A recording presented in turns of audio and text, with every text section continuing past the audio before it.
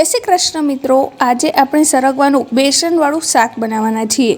તો તમે સ્ક્રીન પર જોઈ શકતા હશો કે આપણે જે બેસન એડ કર્યું છે તો પણ એમાં કોઈ પણ પ્રકારના ગાંઠા નહીં પડ્યા। એકદમ સરસ મજાનું આ સરગવાનું ગ્રેવીવાળું શાક તૈયાર થયું છે, જે પંજાબી શાકને ટક્કર મારે એવું છે। એ ટેસ્ટમાં પણ એટલું જ સરસ લાગે છે અને આ સરગવો બહુ જ ગુણકારી હોય છે આપણા શરીર માટે અને તે ખાવો બહુ જ જરૂરી છે। તો ચલો આપણા શરીરને હેલ્ધી રાખે એવો આ સરગવાનું શાક કેવી રીતે બનાવવું તે આપણે ફૂલ ડિટેલમાં જોઈ લઈએ। આપણે સરગવાનું શાક બનાવવા માટે આ રીતના સરગવાની સિંગ લઈ લીધેલી છે। સરગવાના સિંગમાંથી મેં આ એક સિંગ અત્યારે લીધેલી છે અને એને આપણે એકદમ સરસ મજાની ઉપરથી છોલી લઈશું। પહેલાં જો આ રીતના એના બધા જ ઉપરના ફોતરા હોય એ કાઢી લેવાના છે। આ ખાવામાં આવશે તો મજા નહીં આવે, આખો આપણો ટેસ્ટ બગાડી દેશે, એટલે આને છોલવી બહુ જ જરૂરી છે। જો આ રીતના।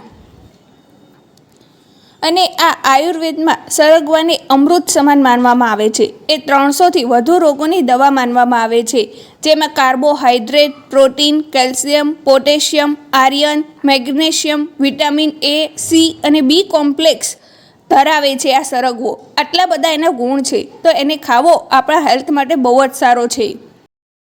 સરગવાની શીંગો ખાવાથી એ આપણને વજન ઘટાડવામાં પણ મદદરૂપ થાય છે અને સાથે બ્લડ પ્રેશર ઘટાડવામાં પણ મદદ કરે છે। તો જો વાતમાં આપણા જે સરગવો છે એ બધી જ શીંગો આ રીતના આપણે કટકા કરીને તૈયાર કરી લીધેલી છે। તમારે જેટલી સાઈઝના કરવા હોય એટલા કરી શકો છો। તો જો આપણે બધો જ સરગવો આ રીતે સાફ કરી લીધેલો છે અને તમે આ બધા ફાયદા જાણ્યા પછી તો હવે સરગવો ખાવો જ પડે તમારે। જો હવે આપણે આ સરગવાને બાફી લઈશું પહેલાં, તો એના માટે આપણે અંદર પાણી એડ કરી દઈશું। સરગવો ડૂબે એટલું આપણે પાણી એડ કરવાનું છે અંદર, અને બીજું કશું જ નહીં ઉમેરવાનું આમાં, ખાલી ફક્ત મીઠું ઉમેરવાનું છે। મીઠું તમારા ટેસ્ટ પ્રમાણે ઉમેરીને આને આપણે બાફવા મૂકી દઈશું સરગવાની શીંગોને। જો સારી રીતે મીઠું હલાવી લઈશું। શાક બનાવતા પહેલાં એને બાફવું બહુ જ જરૂરી છે, આ સ્ટેપ નંબર 1 છે। તો ચલો હવે આપણે ગેસની ફ્લેમ ચાલુ કરી દઈએ અને મીડિયમ ગેસ ઉપર આને થવા દઈશું। અને આ સરગવાની શીંગને બાફતા બહુ સમય નથી લાગતો, અને આપણે કુકરમાં નહીં આ રીતના તપેલીમાં જ બાફવા મૂકી દઈશું, તો પણ એ સરસ મજાની બફાઈ જશે અને છૂટી થશે। કુકરમાં તમે કરશો તો એ ફીંદાઈ જશે। તો જો અત્યારે આપણા જે સરગવાની શીંગ છે એ આ રીતના બફાઈ ગઈ છે। તમે પહેલાં કરતાં એનો કલર જોશો તો ચેન્જ થઈ ગયો છે, મીન્સ કે આપણી સરગવાની શીંગ એકદમ સરસ રીતે બફાઈ ગઈ છે। આને હવે આપણે એક ચટપટો વઘાર કરી લઈશું। અત્યારે આપણે ગેસની ફ્લેમ બંધ કરી દઈશું અને આનું અંદરનું પાણી દૂર નથી કરવાનું, અને પાણી સહિત જ આપણે બનાવવાની છે, એટલે પાણી અંદર જ રાખવું। હવે આપણે મીડિયમ ગેસ ઉપર તેલ ગરમ કરવા મૂકી દીધું છે। તેલ આપણે 2 મોટી ચમચી જેટલું લીધેલું છે, એમાં આપણે રાઈ એડ કરી દઈશું અને રાઈ આ રીતના તતળી જાય પછી આપણે એમાં જીરું એડ કરીશું। જો આ રીતના જીરું એડ થઈ જાય પછી એમાં હળદર પાવડર ઉમેરીશું। આપણો હળદર પાવડર ઉમેરી જાય પછી મીઠા લીમડાના પાન ઉમેરીશું। આની ફ્લેવર શાકમાં બહુ જ સરસ આવે છે। સાથે જ આપણે હિંગ અને જે લીલા મરચાં હોય એ ઉમેરી દીધા છે। સાથે જ હવે આપણે ચણાનો લોટ લઈ લીધેલો છે, 3 મોટી ચમચી જેટલો આપણે ચણાનો લોટ લીધેલો છે એ આમાં ઉમેરી દઈશું। તમારે જેટલી ગ્રેવી કરવી હોય એટલો તમે ઉમેરી શકો છો। તમે આ રીતના તેલમાં ઉમેરશો એટલે એમાં કોઈ પણ પ્રકારના ગાંઠા નહીં પડે અને શાક બહુ જ સરસ બનશે। તો જો આ રીતના પહેલાં બબલ્સ દેખાશે, પછી ધીમે ધીમે જેમ ચણાનો લોટ ચડશે એટલે એ ઓછા થઈ જશે। તો જો આ રીતના એને આપણે 1 થી 2 મિનિટ સુધી થવા દઈશું, અને ત્યારબાદ આપણે જે સરગવો બાફીને રાખ્યો હતો એ પાણી સહિત આમાં એડ કરી દઈશું, એટલે અંદર જે સરગવાના પાણીની અંદર જે સરગવાના ગુણ આવ્યા હોય તે પણ આપણા હેલ્થમાં આવી જાય। તો જો આપણે પાણી સહિત એને એડ કરી દીધો છે।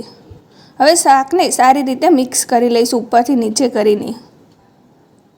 તમારે ગ્રેવી જેવી પતલી જાડી રાખવી હોય એ પ્રમાણે તમે રાખી શકો છો। હવે આપણે બાકીના મસાલા કરી લઈશું। જો અત્યારે સ્ક્રીન પર તમને સરગવાનું શાક દેખાતું હશે તો કેટલું સરસ લાગી રહ્યું છે। જેટલું ખાવામાં લાગે છે એટલું દેખાવમાં પણ સરસ લાગે છે। હવે આપણે આ લાલ મરચું પાવડર ઉમેરી દઈશું। તમે જેટલું તીખું ખાતા હોય એટલું એડ કરવાનું છે। સાથે ધાણા જીરું પાવડર ઉમેરી દઈશું, અને હવે આપણે આની અંદર એકદમ સરસ મજાનો ટેસ્ટ આપવા માટે એની અંદર ખાંડ ઉમેરીશું, જે આ બધા ટેસ્ટને સારી રીતે બેલેન્સ કરી લેશે અને આ બધું સારી રીતે આપણે મિક્સ કરી લઈશું. પહેલાં એને ઉપરથી નીચે કરીને સારી રીતે મિક્સ કરી લેવાનું. અત્યારે તમને આ રહ્યું પાણી જેવું શાક લાગતું હશે, પણ જેમ ધીમે ધીમે ચડશે ત્યારે એની ગ્રેવી જાડી થતી જશે. હવે આને આપણે ઢાંકી દઈશું 2 મિનિટ સુધી અને એને થવા દઈશું મીડિયમ ગેસ ઉપર. હવે આપણે 2 મિનિટ પછી ચેક કરીએ તો જો આ રીતના ઉપરથી તેલ છૂટું પડ્યું છે. એને ઢાંકણ ખોલીને જોયું તો અને સરસ મજાનું આપણું શાક ચડીને તૈયાર થઈ ગયું છે. જો ગ્રેવી પણ જાડી થઈ ગઈ છે પહેલાં કરતાં, અને સરસ મજાનું આપણું ગ્રેવીવાળું શાક બનીને તૈયાર થઈ ગયું છે, બેસનવાળું સરગવાનું શાક. તમને આ વિડીયો પસંદ આવ્યો હોય તો એને એક લાઇક જરૂર કરી દેજો અને તમારા ફ્રેન્ડ્સ વચ્ચે એને શેર કરવાનું બિલકુલ ના ભૂલતા. અને વી આર ક્રેઝી ચેનલ ઉપર તમે નવા આવ્યા હોય અને આ ચેનલને સબસ્ક્રાઈબ ના કરી હોય તો એને સબસ્ક્રાઈબ જરૂર કરી દેજો અને સાથે બેલ આઇકનને પણ જરૂરથી પ્રેસ કરી દેજો, એટલે હું જ્યારે પણ વિડીયો અપલોડ કરું તો તેની નોટિફિકેશન તમારા સુધી સૌથી પહેલાં પહોંચે.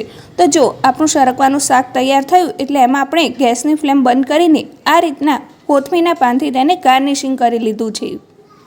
આ સરગવાના શાકને તમે ગરમા ગરમ પરોઠા કે પછી ગરમા ગરમ રોટલી કે બાજરાના રોટલા સાથે પણ ખાઈ શકો છો. અને જો તમારા બાળકોને આ સરગવાની સીંગ ના ભાવે તો તમે એને આ ગ્રેવી પણ આપી શકો છો. તેમાં પણ સરગવાનો જ રસ રહેલો છે, એટલે એના બેનિફિટ્સ બી તમારા બાળકોને મળશે. તો ચલો હવે આપણે મળીએ એક નવી જ રેસીપીના વિડીયો સાથે. ત્યાં સુધી બાય બાય, ટેક કેર, જય શ્રી કૃષ્ણ.